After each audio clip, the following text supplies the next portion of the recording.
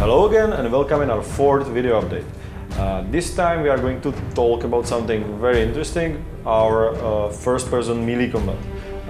Victor, our lead combat designer, will tell you some in-depth information how it works in a few moments, but let me first introduce you how we did a research for the fencing and battles and all that stuff.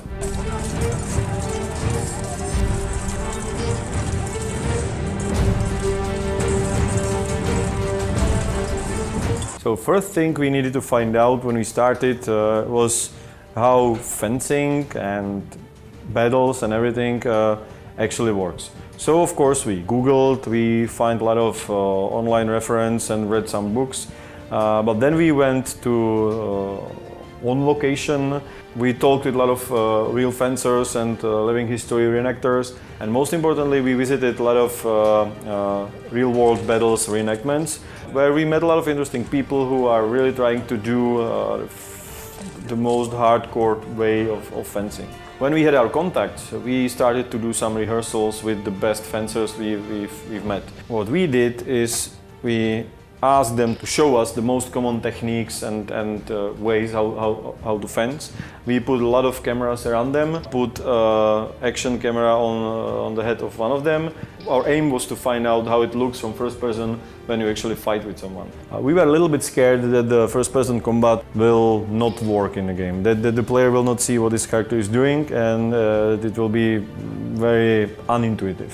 But what we find out actually was that it could work, that the first-person view is quite interesting, that when the camera is implemented right, you can see pretty well what your character's hands are doing, and that it's very immersive. So right now we just need to polish the system, add a lot of data into it, a lot of moves and animations, and we will have something that I really believe is something very special.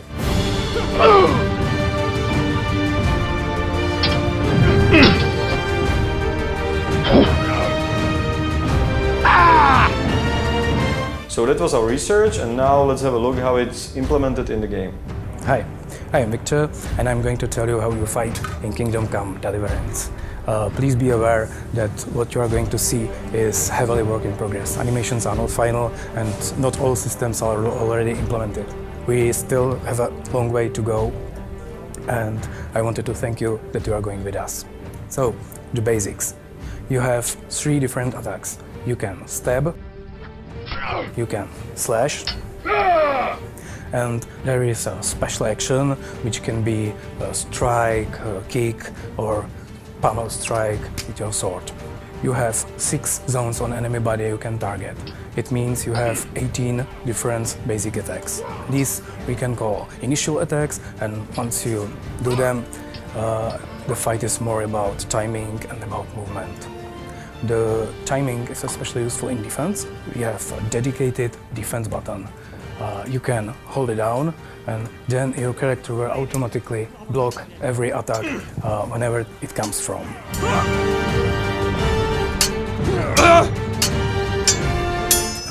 But if you wait with that and actually press the defense into the enemy attack, you will parry the enemy sword to the side, and you have a chance for counter-attack.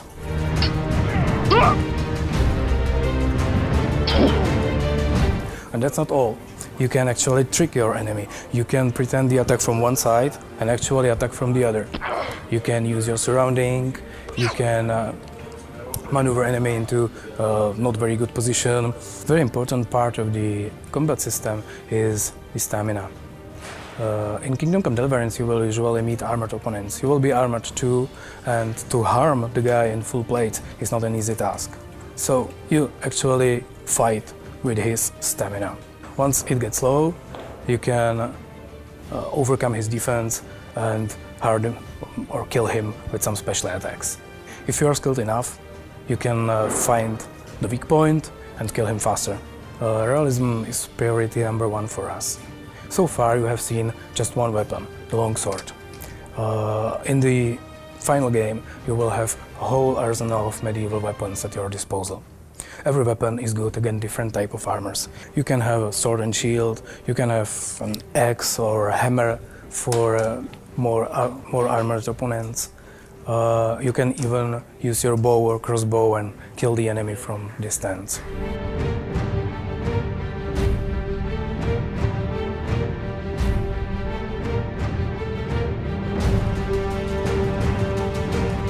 Let me introduce some of my coworkers at this point. This is Peter, our lead animator, and this is Peter, our main combat programmers. We also have two other Peters, but they are not involved in combat in any way, so I'll show them later. Peter will now tell you something about the technical background of the combat system.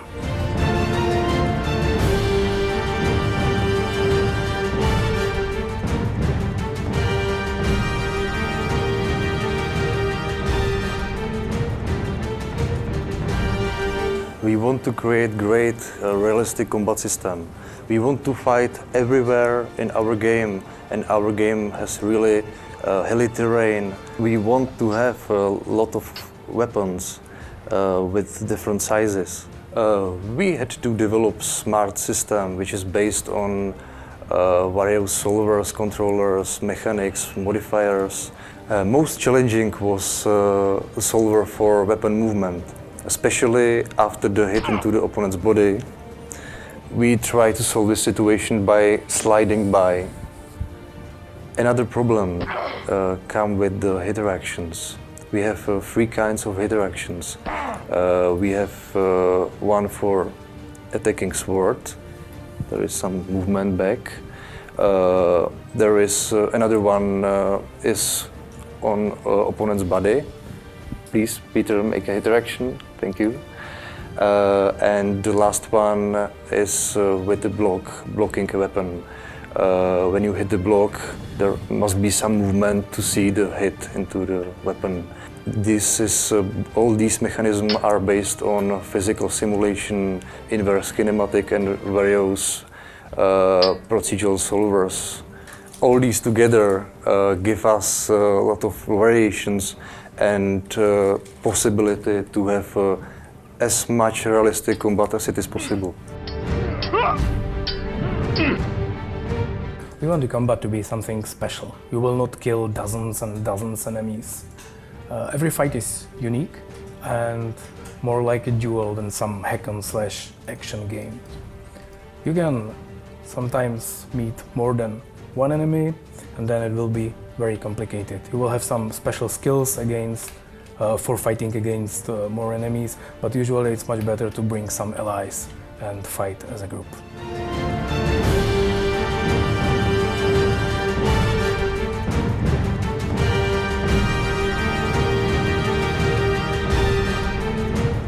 You are asking us a lot about castle sieges and large-scale battles.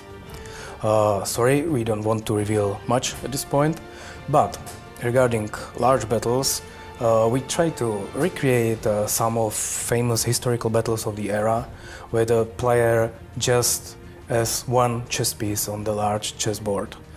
You will use our combat system and fight for your life and try to survive. There will be, at the moment, there is no strategy mode planned, there is no tactical leading, you will not lead the army, you will just fight your fight on the battlefield. However, multiple smaller battles will be included in the game, as well as castle sieges. These actually happen at fixed points in the story, and you may even have some involvement in overall strategy decisions or things like that. We will be still playing an RPG game. So, for example, it may look like there's a castle that needs to be taken, I have some guys and trebuchets here, so what I can do? I may wait for the night and infiltrate the castle if I am good at stealth. I may just open the gates, or I may poison the water source, or anything like that. Or I can just ignore this possibility and lead a full-scale charge with archers and artillery support.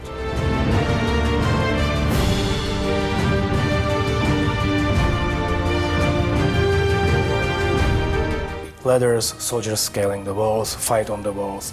At some point you will be also able to defend the castle, you can just stand on the top of the walls, shoot arrows, splash boiling oil, or just fight off the attackers. If you feel that the system is too complicated or you are not very good at action games, don't worry.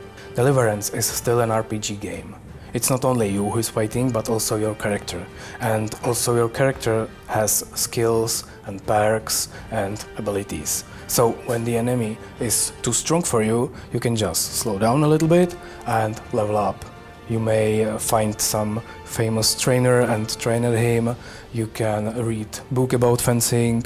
You can just level up by fulfilling some other quests. And then your character is stronger. That doesn't only mean that you strike stronger.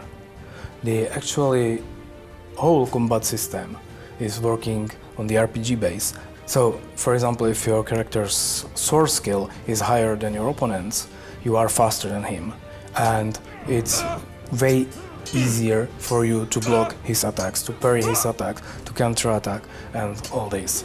Or alternatively, you can just pull out your bow or crossbow and shoot the enemy.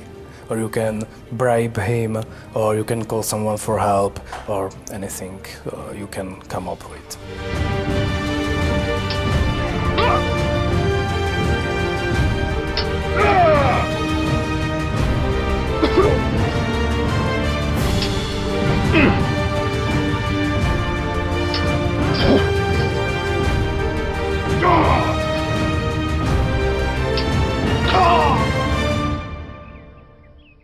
So that was our combat system. Thank you for watching. Next time we are going to show you some of our AI systems, NPC life cycles and the whole emergent world, so stay tuned.